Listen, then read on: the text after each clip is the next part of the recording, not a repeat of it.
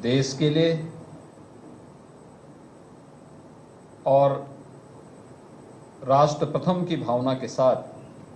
कार्य करने का उनका जज्बा न केवल वर्तमान बल्कि भावी पीढ़ी को भी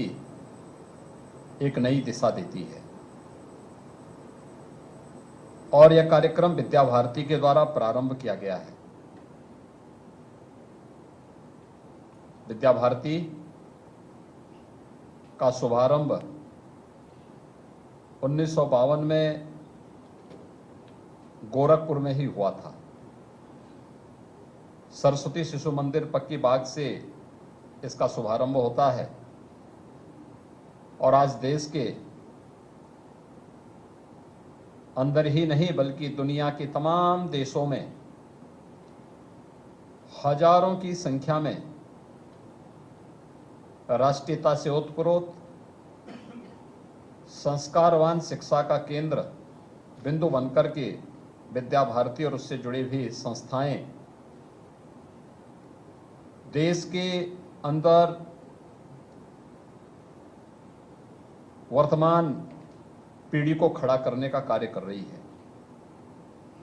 स्वाभाविक रूप से अमृत महोत्सव वर्ष में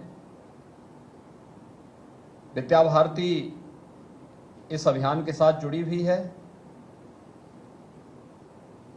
कि हम आज़ादी के अपने अमर बलिदानियों को और आज़ाद भारत में देश की स्वाधीनता को अक्षुण्य बनाए रखने वाले अपने वीर सैनिकों को हम सम्मान दे सकें, यह एक अभिनंदनीय प्रयास है।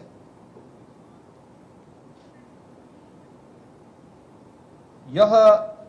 प्रत्येक नागरिक के मन में देश की आज़ादी के प्रति एक नया जज्बा भी पैदा करता है। भाइयों बहनों, यह हम सबका सौभाग्य है कि देश की आज़ादी के अमृत महोत्सव वर्ष के हम साक्षी बन रहे हैं। यह देश जब 15 अगस्त 2022 को अपनी आज़ादी के 75 वर्ष पूरा कर चुका होगा, हम आने वाली पीढ़ी को यह बताने की स्थिति में होंगे कि देश जब अपना आज़ादी का अमृत महोत्सव मना रहा था, उस समय क्या कार्यक्रम देश के अंदर हुए थे और क्या संकल्प पूरे देशवासियों ने लिया था। हम आभारी हैं प्रधानमंत्री मोदी जी के, जिन्होंने अमृत महोत्सव वर्ष को अमृत काल के रूप में पूरे देश को जोड़ने के एक नए संकल्प के साथ इसे आगे बढ़ाने का कार्य किया है। देश वही है, लेकिन नेतृत्व बदलने के साथ देश के लोगों के मन में, प्रत्येक नागरिक के मन में कैसा नया विश्वास जागृत होता है, आज इस देश के अंदर वह देखने को मिल रहा है। सरकारें कैसे संवेदनशील होकर के बिना भेदभाव के शासन की योजनाओं को समाज के प्रत्येक तबके तक पहुंचाने का कार्य करे, यह आज हम सबको देखने को मिल रहा है। कहने के लिए 1947 में देश स्वतंत्र जरूर हुआ था,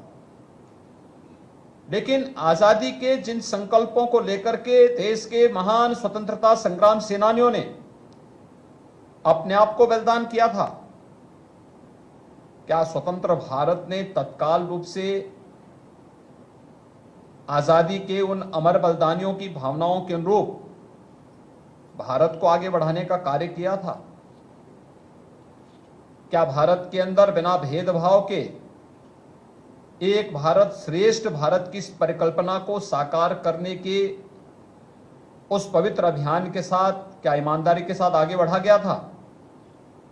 क्या ये सच नहीं कि आजादी के तत्काल बाद तुष्टीकरण की राजनीति ने इस देश को फिर से न केवल सांप्रदायिक विभाजन की ओर अग्रसर किया था, बल्कि जातिवाद, क्षेत्रवाद, भाषावाद, उग्रवाद, अलगाववाद, नक्सलवाद की चपेट में हम इस देश को लगातार आजादी के बाद से धकेलते गए और एक ऐसी भी स्थिति पैदा हो गई थी जब देश की सत्ता के खिलाफ आम जनमानस का आक्रोश सड़कों पर बोलता हुआ दिखाई दे रहा था। लेकिन परिवर्तन भी होता है और हर एक आविष्कार उस समय की आवश्यकता के अनुरूप भी जन्म ले लेती है। और मुझे लगता है कि इस देश ने प्रधानमंत्री मोदी जी के यशस्वी नेतृत्व को उसी एक रूप में लेकर के देखा है। आज जब देश के प्रत्येक नागरिक को बिना भेदभाव के शासन की योजनाओं के साथ जोड़ा है,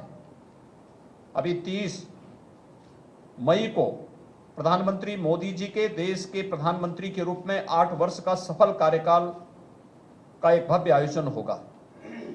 इन 8 वर्षों में आप देखेंगे कि कैसे 70 वर्षों तक ये देश